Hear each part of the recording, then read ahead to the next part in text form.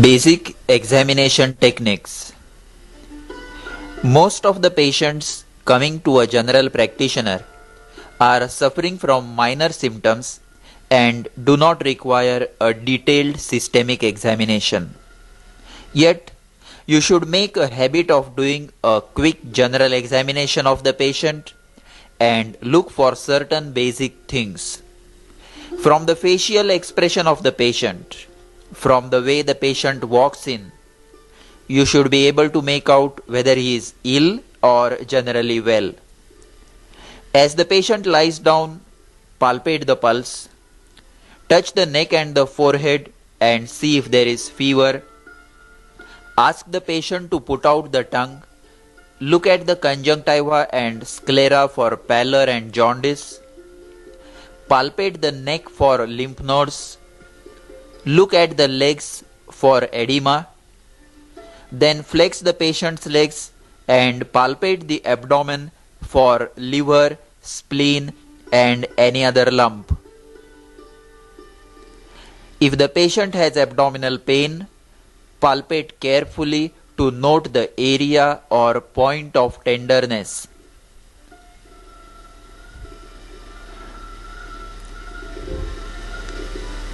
Then auscultate the heart sounds over the precordium.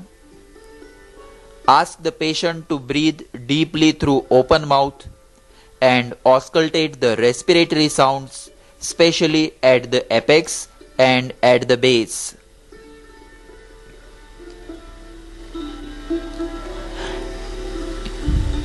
If the patient is elderly, obese, diabetic or hypertensive, check the blood pressure. By this way, a complete examination can be done within a minute or so and practically while you are eliciting the history.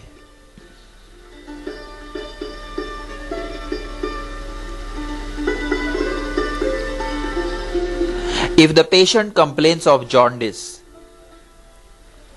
inspect the sclera for yellow discoloration. Then see the tongue, because extreme pallor is sometimes mistaken by the patients for jaundice. Then palpate the abdomen for hepatomegaly, splenomegaly and ascites. A soft, tender liver is seen in infective hepatitis. Splenomegaly and ascites are seen in cirrhosis with portal hypertension. If the jaundice is mild or suspicious, take the patient close to a window and see the sclera in bright sunlight to see the degree of jaundice, because mild jaundice cannot be appreciated in artificial light.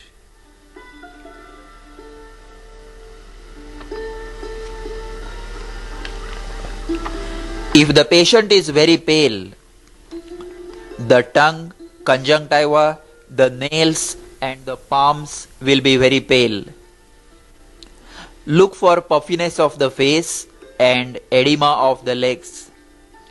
Palpate the neck for lymph nodes and palpate the abdomen for liver and spleen.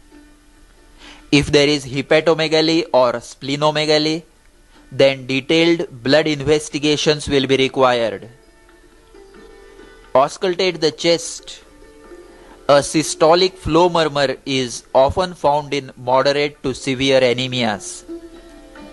And you should also look for signs of vitamin deficiency in pale children. If the patient has abdominal pain, palpate carefully to locate the area of tenderness. Where possible, try to locate the point of maximum tenderness. The point of maximum tenderness is usually the guide to the organ affected. Look for any lump, palpable liver or spleen. If the patient is alcoholic, look at the sclera for jaundice, look at the tongue for pallor, then palpate the abdomen for liver, spleen and ascites. Though advice to an alcoholic is often futile, while examining, always tell the patient about bad effects of alcohol and encourage him to abstain from it. Then make the patient sit up and look for tremors. Ask specifically about tingling numbness of the limbs, suggestive of alcoholic peripheral neuritis.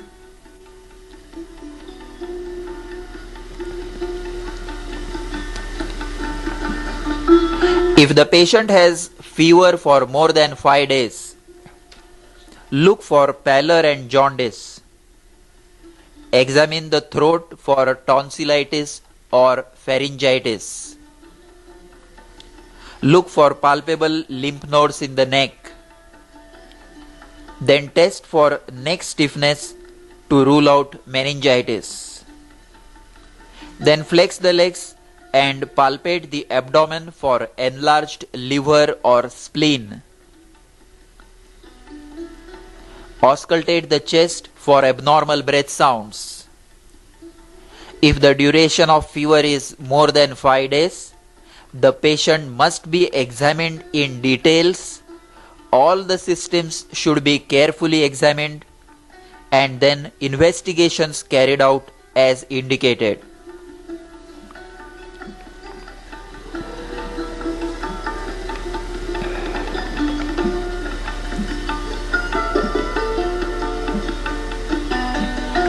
If the patient has backache, examine the patient preferably in a sitting position, bending forwards. Palpate and thump the spine for tenderness, deformity and gibbous. Then look for paraspinal muscle spasm on either side of the spine. Then let the patient lie down supine and perform straight leg raising test by lifting one leg, holding the foot. If it is positive, the patient gets backache on raising the leg, which suggests a prolapsed disc or sciatica.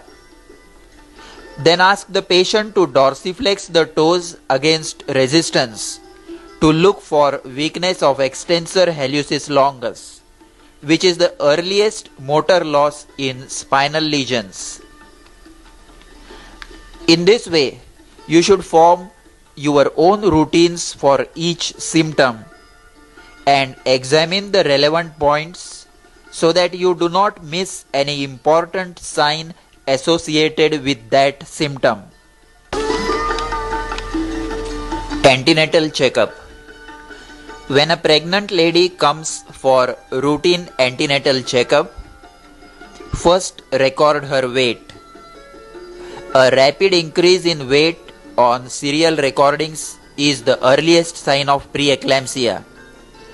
Then as you examine the patient, look for pallor of the tongue and conjunctiva, look for edema over the legs, then record the blood pressure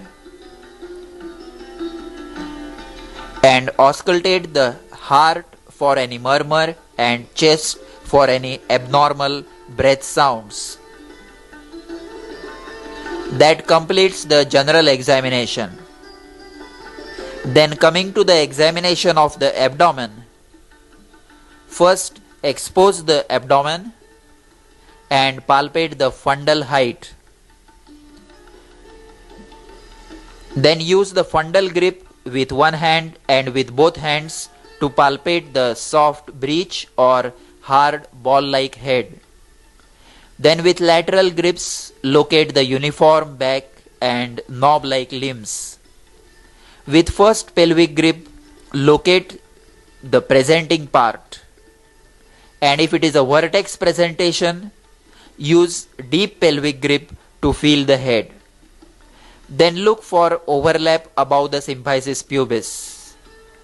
And lastly, auscultate the fetal heart sounds over the position of anterior shoulder.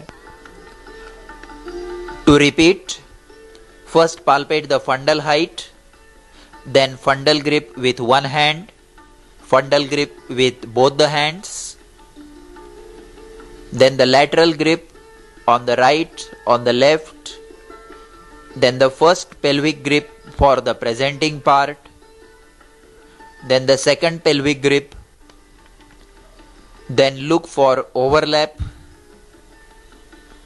and lastly auscultate the fetal heart sounds.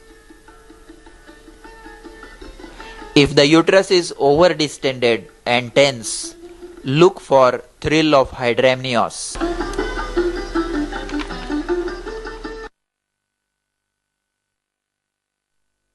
In this section, I will be demonstrating and discussing a few visual signs.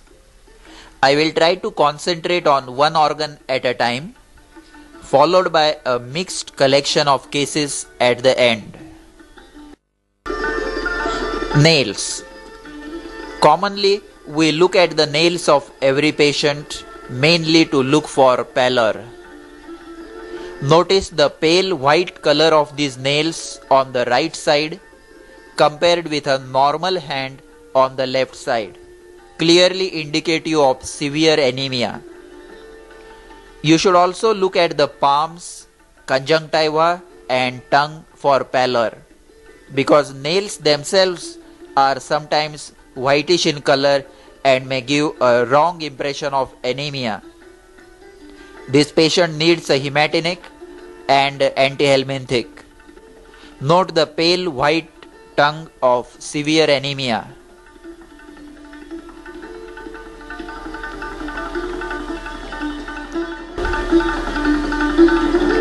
Koilonychia. Another important sign that you may often see in anemic nails is koilonychia or concave nails or spoon-shaped nails. These are in sharp contrast to normal nails on the left side, which are convex.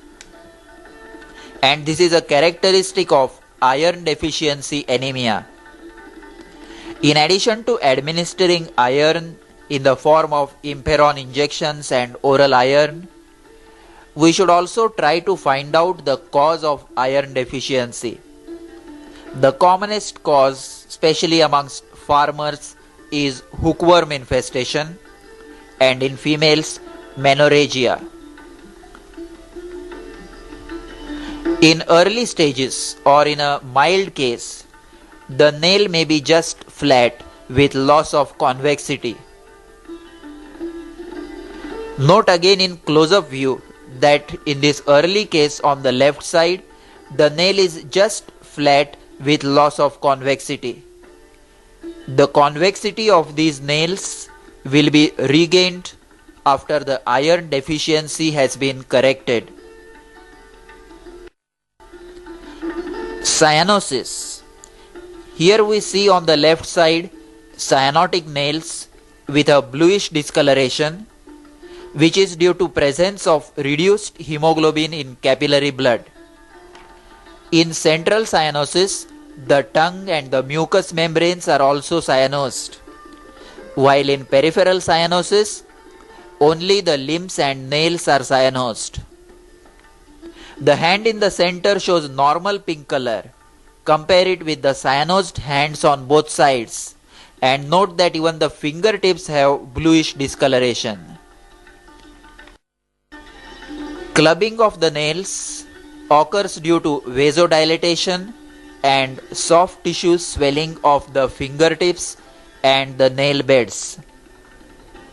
Clubbing usually indicates chronic suppurative lung disease like bronchiectasis, lung abscess, or bronchogenic carcinoma, or cyanotic congenital heart diseases. In the early stages, the angle of the nail bed with respect to the phalanx increases and becomes flat. See the angle of about 160 degrees between the nail and the skin of the phalanx in the normal finger on the right side, whereas on the left side, the nail and the finger form a straight line. Then there is excessive curvature of the nails, giving a parrot beak appearance. Note the excessive convexity of the nails in all directions. And in the last stage, there is bulbous swelling of the finger ends, giving a drumstick appearance in advanced clubbing. Note again the excess convexity of the nails and the bulbous swelling of the fingertips in third degree clubbing.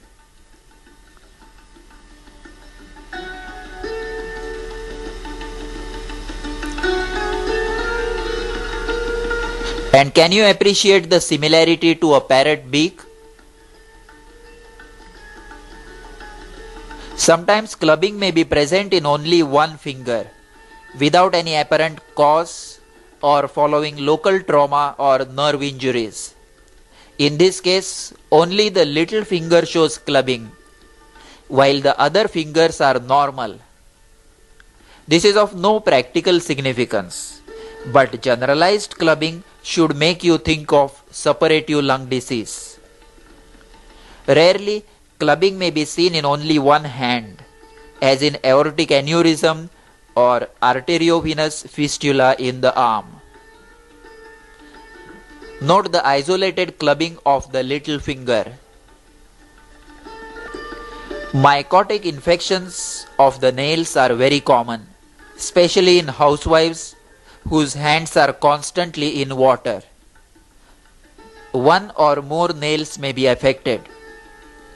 Milder infections may be treated with griseofulvin for 2 to 3 months and local antifungal ointments.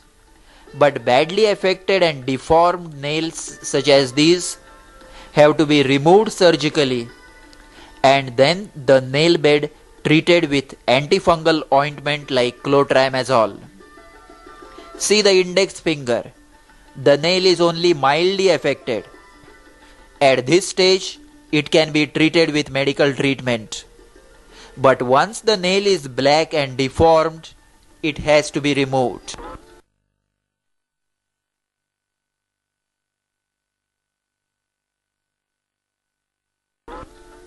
Now we shall see a few conditions seen on the tongue. A pale white tongue is the general practitioner's tool for diagnosing anemia. Only don't mistake a coated tongue for pallor. See the oral mucosa also, which will be pale in anemia. Many of our patients come after eating pan, which stains the tongue red. In these patients, you must rely on the color of the buccal mucosa and conjunctiva.